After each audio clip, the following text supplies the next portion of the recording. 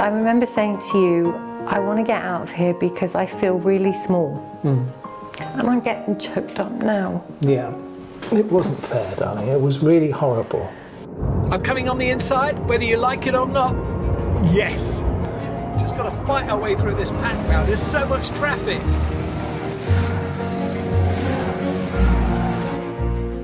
Many of you may have noticed that Maria hasn't been on the screen as much as usual, and that's because she's had an operation. Well, I had a carcinoma, I think it was called, on my nose.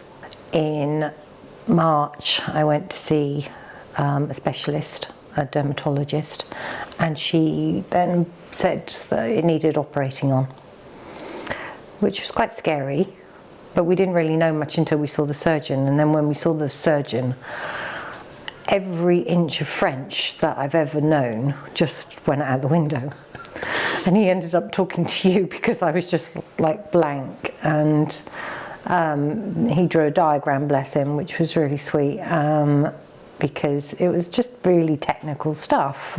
Let's just explain. So you can show on the good side of your face, I suppose. Yeah, so I haven't looked at it. I'm too scared. I think I might, although I've laughed at my friends and said that I'm auditioning for Phantom of the Opera, I don't really want to see it until it's healed. Yeah, because I'm a wuss. Yeah. So you've been cut from here, apparently. Yeah. Up to here. Yeah. And then they've removed, it was on the other side of my nose, and they've removed it from here. So you've had stitches. Yeah. And it was only yesterday when the nurse came that she said that they'd taken, because I was wondering where they took the skin, because they said that they'd done a skin graft. And I was literally like, well, where? Where did they take it from? And it was only yesterday I learnt that they took it from here. Oh, right. But, you know, I've got a bit of a moustache going on there. Am I going to get a hairy nose? It's detail. So let's cut to the chase, shall we? It all went fantastically well. What was amazing, wasn't it, that we were told that you had to get a nurse, and we were like, a nurse at home?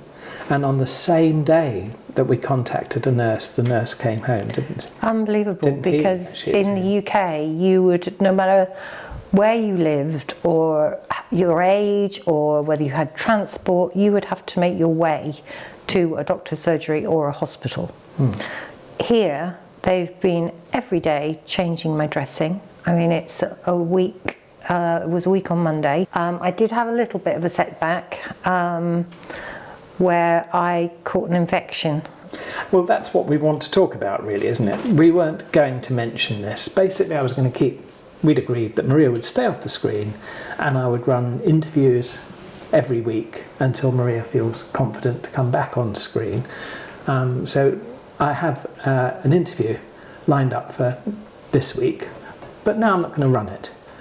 We had Wilson's World, bless them. They were due on Sunday, but instead you're getting this. So Wilson's World will be on the following week, and I'm sorry for that, guys, but we just felt that we had to tell this story, didn't we? Because I think you wanted to grab me while I said okay, because I've been saying no. I didn't want to do it. What happened was the nurse said, "Oh, I don't like the look of this. It looks like you've got an inflammation around the stitches," and I could see it because the bandaging was off and it didn't look very good at all, or an infection. But this was on a Saturday afternoon, wasn't it? We couldn't get hold of our doctor. So Saturday, Sunday and Monday. Monday was bank holiday, so there was no way of contacting my doctor. So we couldn't work out whether I needed antibiotics or if it was an allergy. Because the nurses weren't sure. We sent a picture to one of our friends who is a nurse. Yep. She was amazing. Mandy was amazing. She showed it to one of her doctors and he said, that's an infection, that's not an allergy. Yeah. You need antibiotics and quick. Straight away, yeah. So you were worried and I said, well, look, there's not a lot we could do. We had some antibiotics in the drawer left over from something which was not the right antibiotics, but it would have helped. But I was too scared to take them because they weren't the right ones. I went back to the actual hospital in Agen where Maria was treated. And it was pretty closed up on a Saturday, and the receptionist looked at the picture and she said, there's no one here to help. you need to take Maria straight away to the A&E department in Villeneuve, near where you live. So that's where we went, wasn't it? Because although I felt fine, there was still that underlying, I wasn't really with it, you know. I feel like it was happening to somebody else, and I kept saying, I'm fine, there's nothing wrong. You know, I can wait. And you were like, no, we're going to go. So we went. And back to then, I get to this room, I understand what the lady's saying. She's like, put a gown on, just wait here, we'll get the doctor. Doctor came in and started speaking really fast, and I said, well, I'm sorry. I said in French, I'm sorry, I'm English, please could you speak slowly, but there might be things that I won't understand. And I had my phone with me, and I could kick myself because I didn't do Google Translate or, you know, whatever, translate the conversation. But it turned nasty really quick. He just ripped off my bandage, and I'd said to him in French, my nurse is concerned because she thinks it's either an allergy or it's an infection. And he went, c'est normal. And I was like, okay. So I thought, oh, that's good. You know, this is professional. So then he asked me a question and I didn't understand. And I said, oh, pardon, je ne comprends pas. Parlez doucement. Yeah, and lentement. Lentement, s'il vous plaît. And so you were trying your best to talk to him in French? I tried my best. I felt a little bit stupid, you know. When I came out, I said to you, I feel really small. But what happened was he came into my face and repeated the same question 3 or 4 times. Now, you know me. You don't mess with Maria. No, it's not that. It's just... It is. There's a tolerance, you know, and I say what I say, and that's that. So I said back in his face, it doesn't matter how many times you repeat it, and I said it in English, I don't understand. So he turned and he walked out the door, and as he walked out the door, he said in French, you shouldn't be living in France if you can't speak French. That's unbelievable.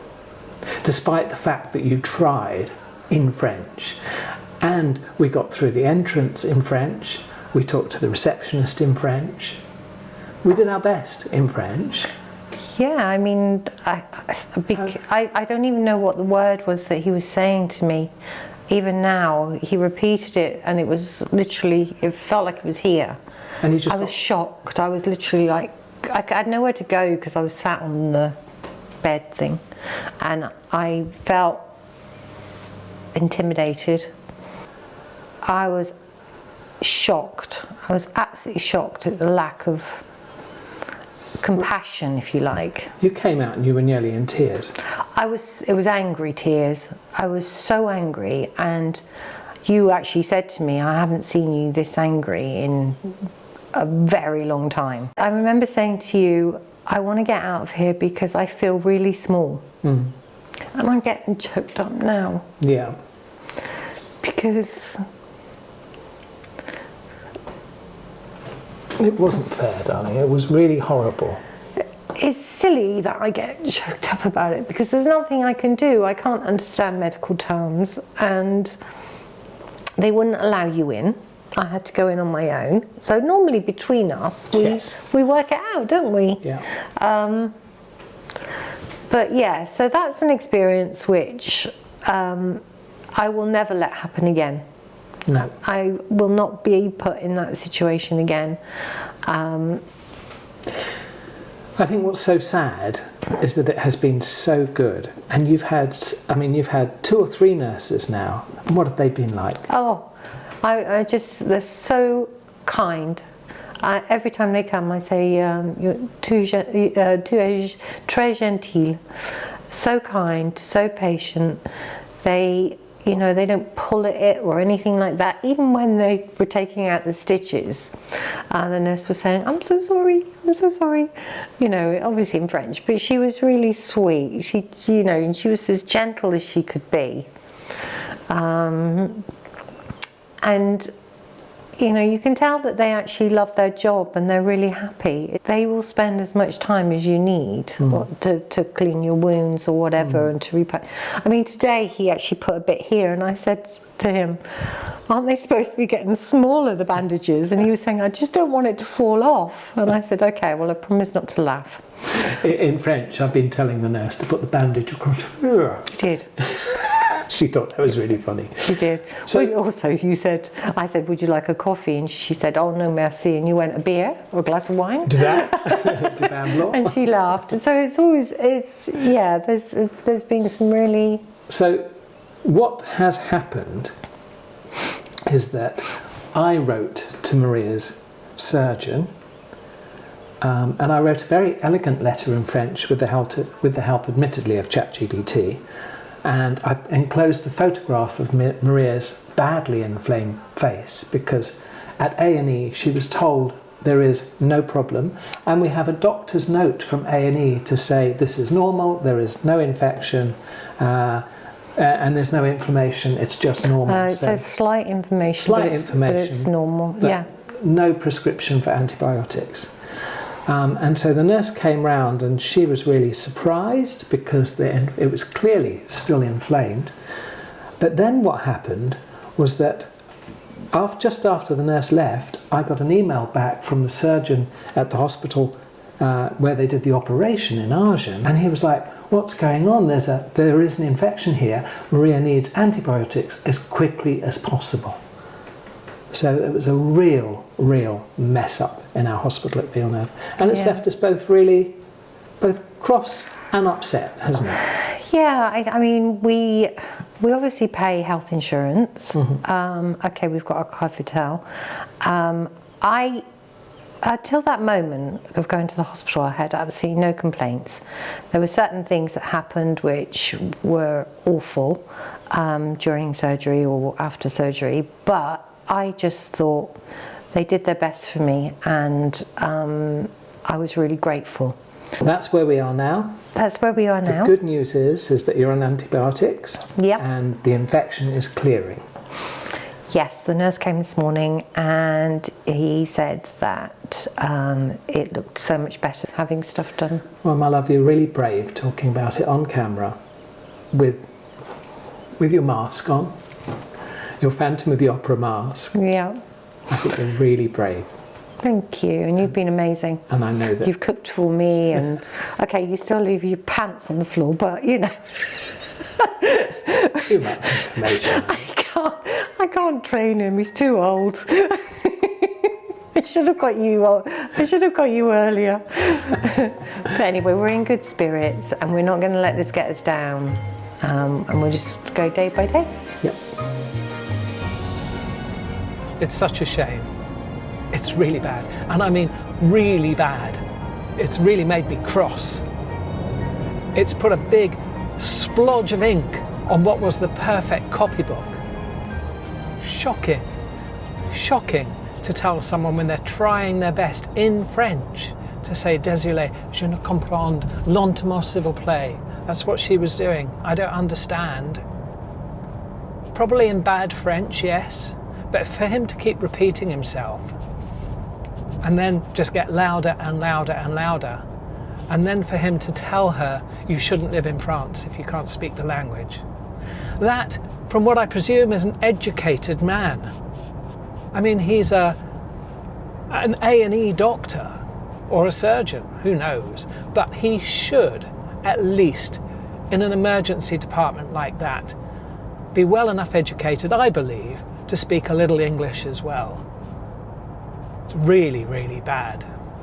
Anyway, it's a really isolated incident. I mean, we've never had anything like that before, which is probably why we found it so shocking, because everybody's been so lovely.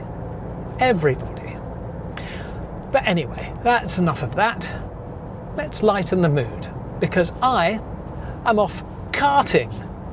Karting! That's something I haven't done for a very long time. And yes, I'm heading to the daunting. I've got an hour's drive ahead of me. So I'm leaving Maria on her Todd to fend for herself with the nurse. But the nurse is lovely. And yeah, I'm going to go and have some fun. Let's see what the outcome is.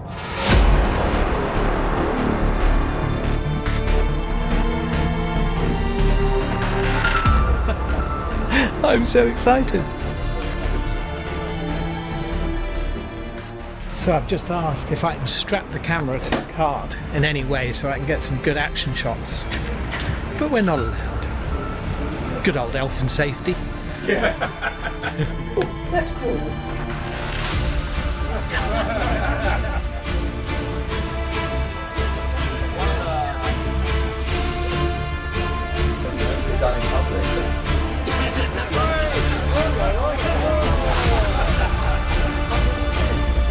Now, which one's the start and which one's the stop? That's it. Let's push the go button.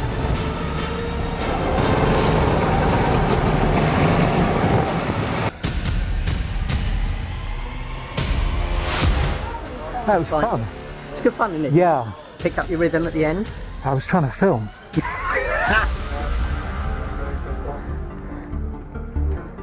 Right. Okay, the first position for Mr. Roast Beef. 58, 58 seconds. 58. 58 seconds. Is that with weights or without weights? Without. 58 seconds, and you 1 minute in seconds. What? Very good. Carrying the camera. I got in trouble for sneaking the camera on board and taking those shots. That was a practice. I came second, slightly gutted. 101. The chap that was in first got 59 seconds. He's a lovely chap, actually. Can't think of his name right at the moment. I think it's Michael. Anyway, so the next bit, I'm definitely not allowed to film because they're watching me. However, I have got a secret weapon. Don't know if you remember these. The Ray-Bans with the filming. As long as I'm allowed to wear my glasses, we should be okay. Oh, this is so good.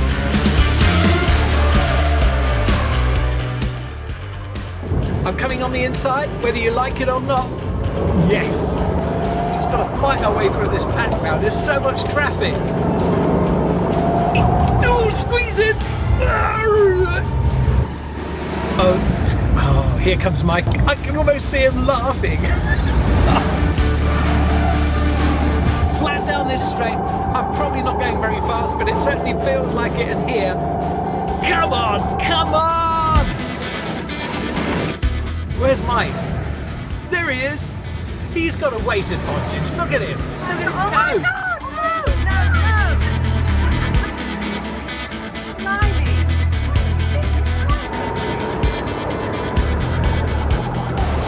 The trouble is, brakes running on the rear wheels.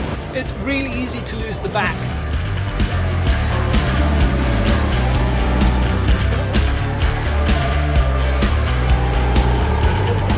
Oh man, I knew I shouldn't have had that curry last week.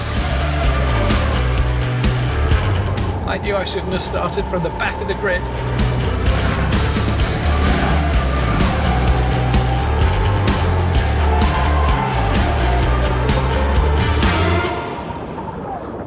Fourth position for Richard. Oui. Wow, oh, merci.